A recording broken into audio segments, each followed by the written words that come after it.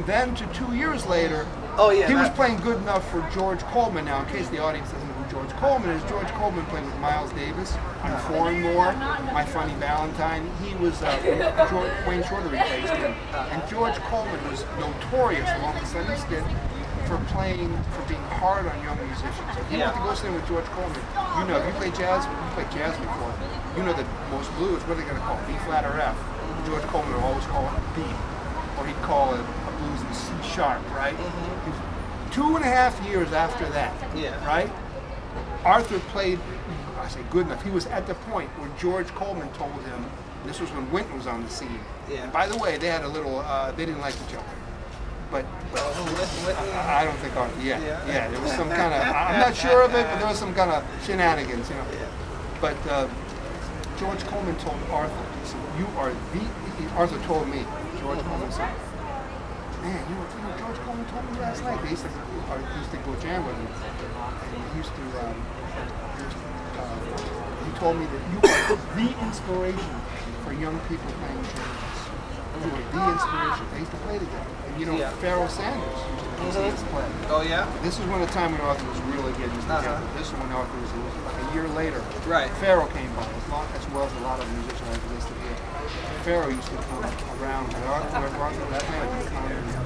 Not on the street. He come watch us for a long time. Very nice, you know, Arthur, and nice to me. Yeah. And, not everybody was, you know, named musicians. I'll give it that too, but Pharoah was always nice. And he would tell people, it was Richie Workman. Richie Workman was the bass player for John Coltrane. Yeah. Richie Workman was in the radio for a memorial. Yeah, I know. I heard. I don't know if you were on that or what. No, I wasn't there, but I heard it. I heard the tapes. With Brennan Reed was on it. It was on Columbia University. Yeah, it was actually Columbia. Yeah. WKCR. Yeah, WKCR, and I have a tape of that. And Reggie was saying that Arthur was going to be the next. Arthur's going to be the next guy. There was some kind of Coltrane memorial that Reggie mentioned. Yeah. And they said that and Robbie was. Yeah. And everybody was there. Chico Freeman was at the same time. But everybody was saying that Arthur was the next guy. The next guy, yeah. And I'll tell you who told me that. Hilton Lewis, the late great Hilton Lewis, told me Arthur's next guy. I said, wow, he's got the energy. That's what he would say. Harold Mayburn, Kenny Kirkland said that too. Kenny Kirkland said he was absolutely the next guy. Yeah. You know, it's interesting you mentioned Kenny because when I first moved out here, Kenny and I met Kenny in New York when I used to be around Grand Street because I used to manage a club there for a while. We did a bunch of stuff. Yeah, 55 grand. And I kind of met Kenny at that time and we just would talk. I played with him once or twice, but I really didn't get a chance to hang with Kenny until he moved out here to do the Tonight Show. That's where my whole friendship with Kenny kind of blossomed. Wow.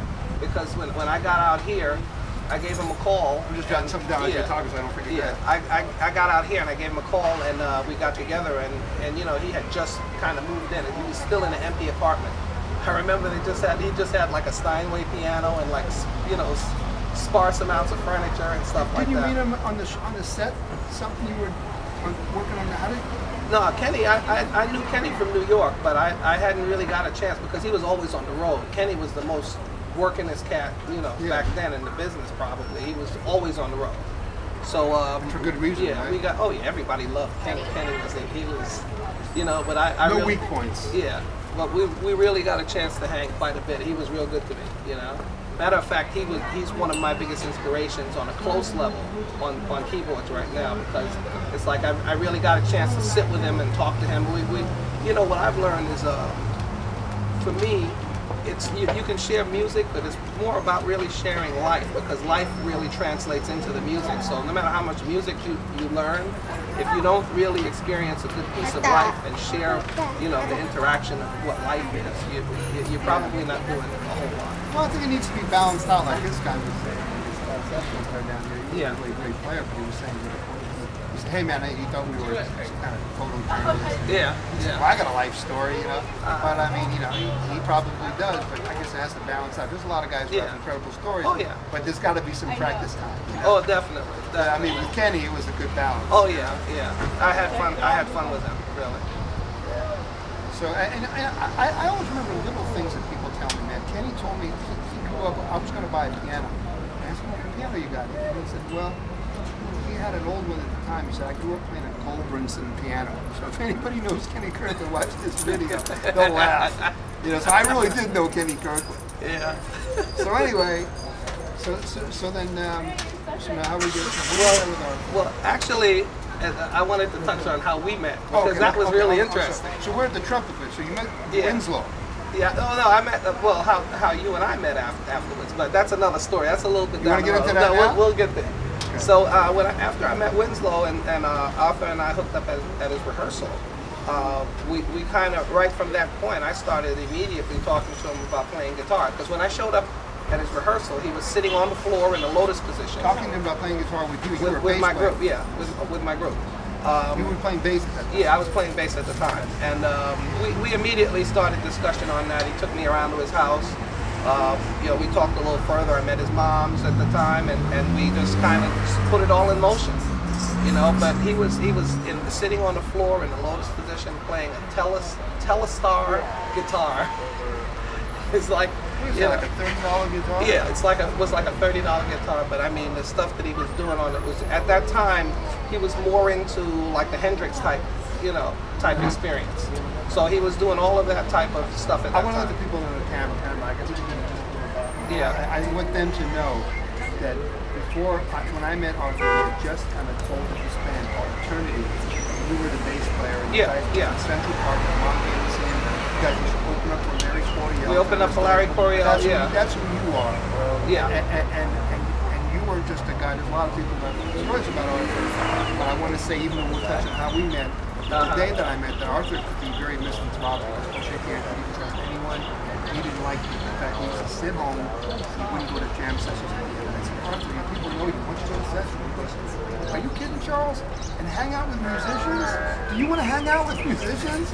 Yeah, I know what you mean. But when I met you, I met you just on the street that time. I called up Arthur that day. Yeah. I said, oh, this guy, he says he played bass with you in Eternity, man. Cleve Alleyne. And he says, you saw Cleve? And believe me, he wouldn't get excited about seeing anyone. I know. Except maybe his dad, or, you know, because the only time he ever got excited about is when somebody located his father. And he goes, you remember Cleve? You met Cleve? Where is he? He was like so excited. Yeah. He was like peeing in his pants. I said, well, he's playing that. And he asked this, you know, I didn't have his number on me. He asked me about his gig. And this is the first time we never go see anybody. He said at a gig.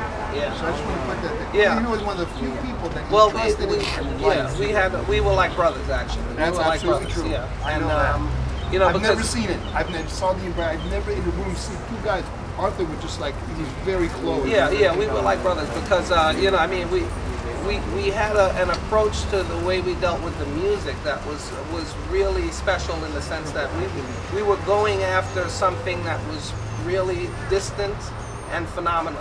In other words, if the magic wasn't there, we weren't interested in it. And personally too, he also, I can see that he trusted you. Yeah, well, and there was definitely a personal. Yeah, we had a very good friendship. I mean.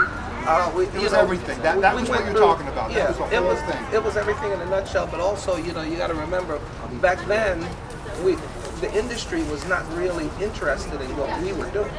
So, consequently, I mean, still isn't, is it? Yeah, well, I was trying to save that. That's another story. But I do remember that, you know, there were times when it was really tough.